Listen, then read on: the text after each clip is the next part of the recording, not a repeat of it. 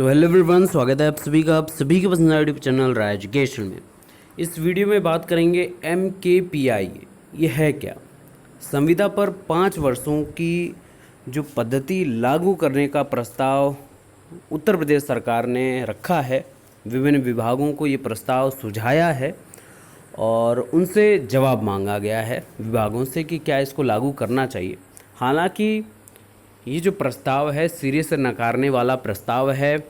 अभ्यर्थियों ने रोजगार के मुद्दे पर बात रखने वाले जानकार लोग, विशेषज्ञ लोग, विषय विशेषज्ञ विश्लेषक लोगों ने इस पर अपनी राय रखी, अपनी बात रखी और पुरजोर विरोध भी किया है इसका।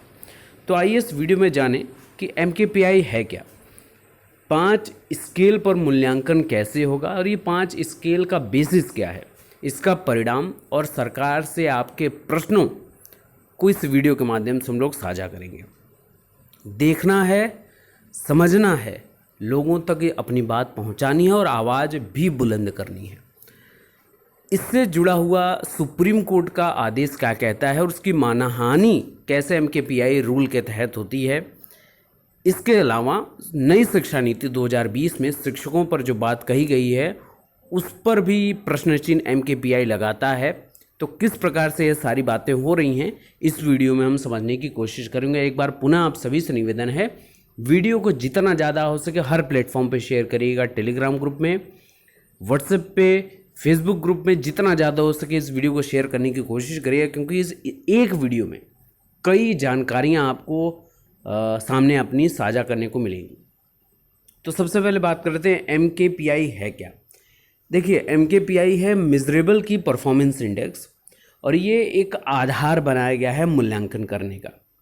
फॉर एग्जांपल, ये तो आपको आपके समक्ष आज से 1-2 दिन पहले से ये चर्चा में आया है। ये मुद्दा बहुत ज़्यादा चर्चा में आ जाता अगर आपको पता होता कि सरकार पिछले कई महीनों से इस पर काम कर रही है। जी हाँ, बिल्कुल आप सही सुन रहे हैं। आज आपको लग रहा है कि नए तरीके से कहाँ सामने आ गया। जी नहीं, अगर मैं आपको दिखाऊं, एक पत्र दिखाता हूं, फिर बस पर बातचीत करते हैं। इस पत्र को मैंने आपको मॉर्निंग में दिखाया था और इस पत्र में देखिए डेट पहले बस देखिए, और मॉर्निंग में तो मैंने इस पर डिस्कस किया था। इस वीडियो में MKPI पर ही डिस्कस करेंगे, इन सभी चीज़ों पर बातचीत नहीं करेंगे। तो यहाँ पर दिनांक है 26 मई 2020। अब सोचिए, ये काम मई से, यार यहाँ पर देख सकते हैं क्या लिखा हुआ है कि 5 स्केल पर मेजरेबल की परफॉर्मेंस इंडिकेटर जो है, इंडेक्स जो है, इस पर निर्धारित किए जाएंगे। और ये डेट कब की है? ये डेट है आपकी 26 मई 2020 की। और आज से 2 दिन पूर्व से एक अखबार से आपको पता चलता है, आर्टिकल से, उसमें कि ऐसा कुछ प्रस्ताव रखा जा रहा है। तो ये बहुत बड़ी बात है। आप अपने लिए सचेत हैं, कितना ज़्यादा अपने अधिकारों के प्रति कितना ज़्यादा जवाबदेही मांग सकते हैं सरकार से, ये आपके ऊपर निर्भर करता है। इसे से रिलेटेड सबसे पहले बात करते हैं MKPI की। MKPI जो है ये 5 वर्ष संविदा वाला ये कार्य निकाला गया है। अब क्या क्या है इसके पहले मैं आपको बता देता हूँ। समूह ख और समूह ग के पदों पर ये लागू करने का एक प्रस्ताव किया गया है उत्तर प्रदेश सरकार के द्वारा सर्वप्रथम ये बात।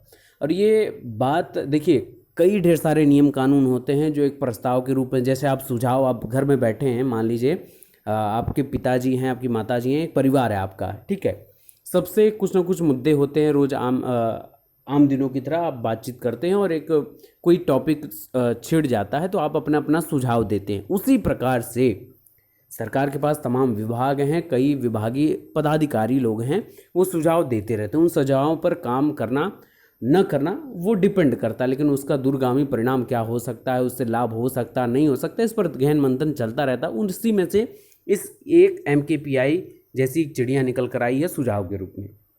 अब सबसे इम्पोर्टेंट बात है कि इसमें आपको एक ग्रुप B और ग्रुप C वालों पर ही प्रश्न चिन्ह तलवार लटक रही है, न ग्रुप A न ग्रुप D के बारे में बातचीत की जाती है।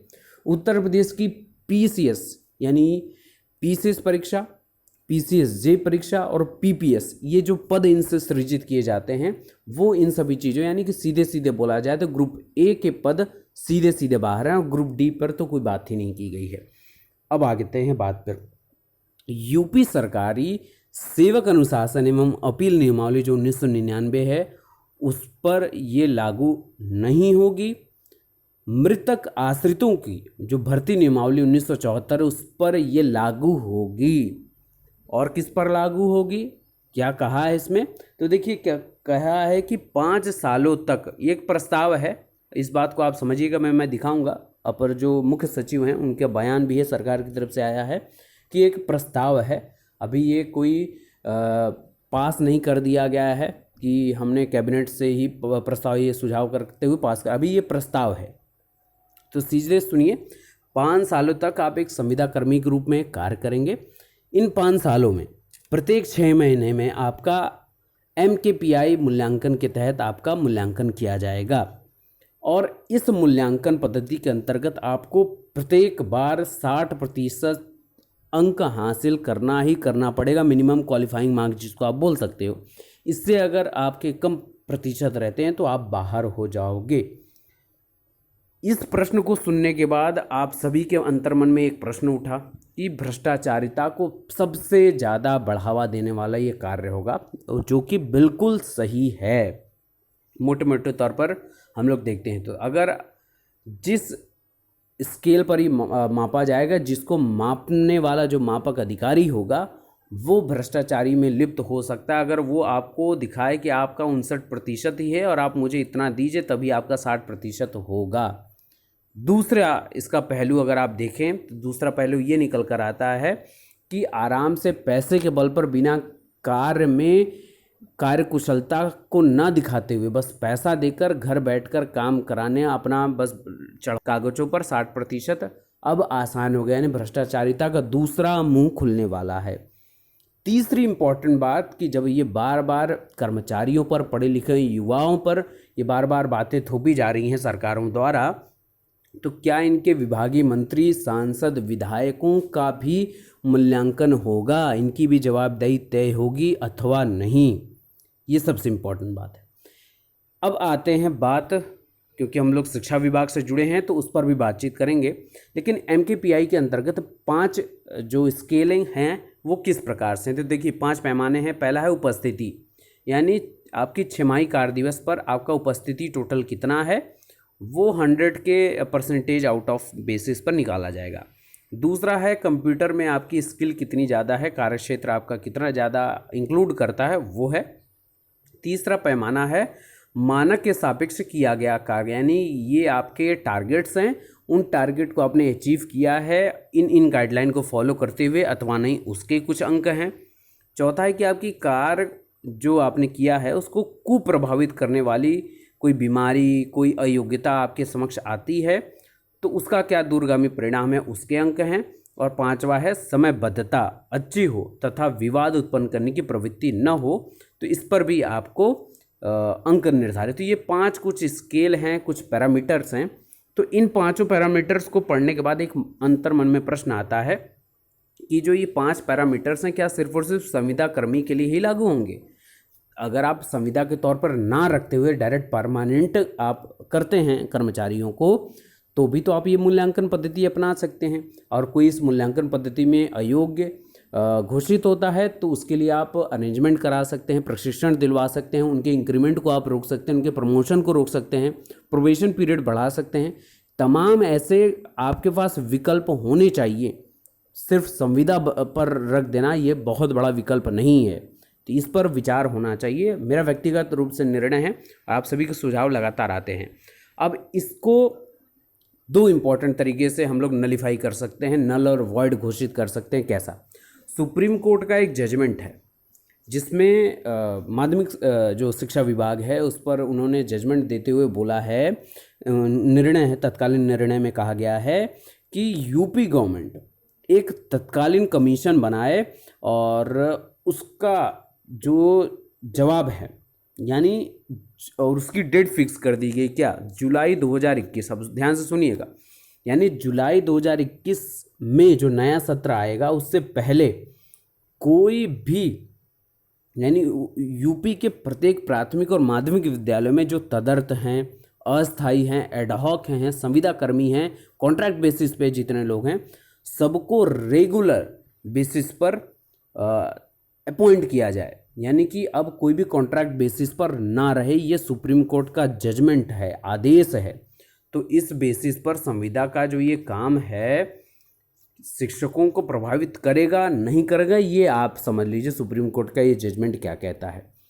दूसरी इंपॉर्टेंट बात इसी में आप समझ लीजिए कि कोई भी अध्यापक इन 3 कैटेगरी में अगर है तो वो अब नहीं रहेगा इन 3 कैटेगरी में, वो परमानेंट होना चाहिए, सुप्रीम कोर्ट का ये जजमेंट है। दूसरी इंपॉर्टेंट बात, नई शिक्षा नीति जो आपके माननीय हमारे प्रधानमंत्री जी ने देश को समर्पित किया, नई शिक्षा नीति 2020 के अंतर्गत ये मेंशन है मोटे मोटे अक्षरों में कि 2022 तक देश के जितने भी विद्यालय हैं उनमें जो कार्यरत शिक्षक हैं वो चाहे कॉन्ट्रैक्ट बेसिस वाले हों चाहे एडहॉक हों, संविदा कर्मी जो भी हैं सबको परमानेंट शिक्षक के पद पर नियुक्त किया जाए।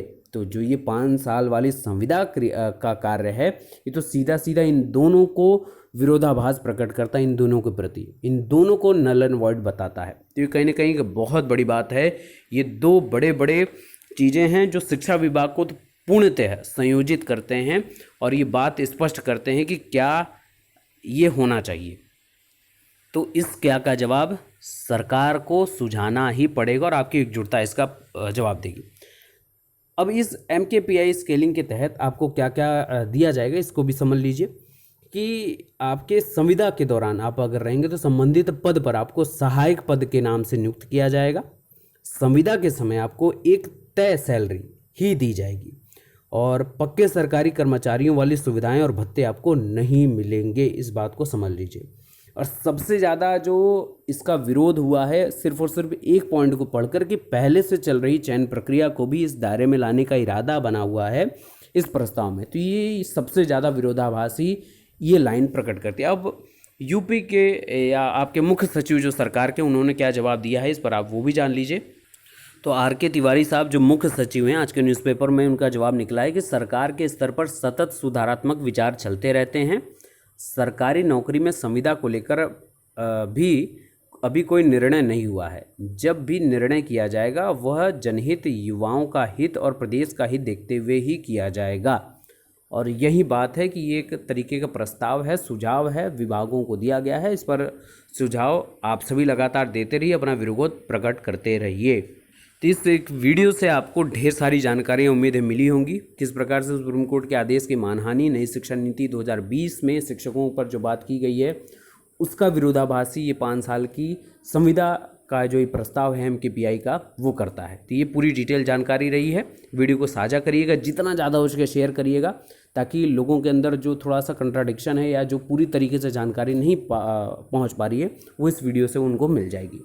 बाकी के लेटेस्ट अपडेट के लिए बने रहिए, एकजुट रहिए, अपनी बात को रखते रहिए, दमखम के साथ हम आपके साथ हैं। Best of luck, thank you so much.